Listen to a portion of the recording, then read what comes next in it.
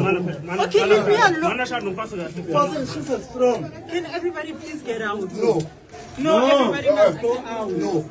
Why jump to the I didn't. I was with you, man. I didn't. I go to the toilet. I did not. Who is this? Who is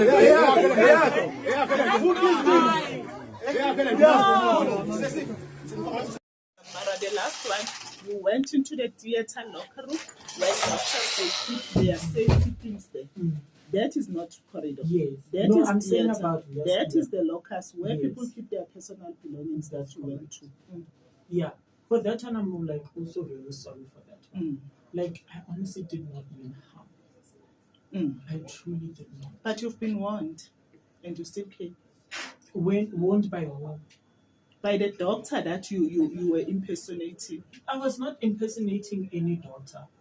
Didn't you say when you are an intern in Helen Joseph? No. And you worked in Tembisa?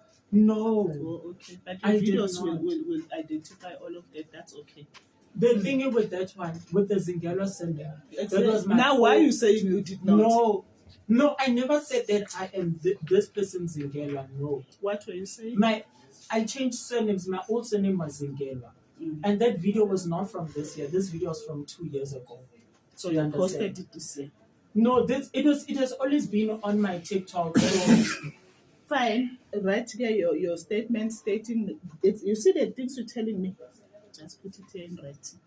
That you came here, you are sorry, you were doing your video. Like you guys have already pressed charges and like Papa, I'm really sorry. You are causing deformation of our hospital status. I know. And for you to claim you are an intern in Helen Joseph Hospital, it says a lot of things. How many people have you given this medication? No, these are my ARV medications. And why are you saying you are bringing them to patients? No,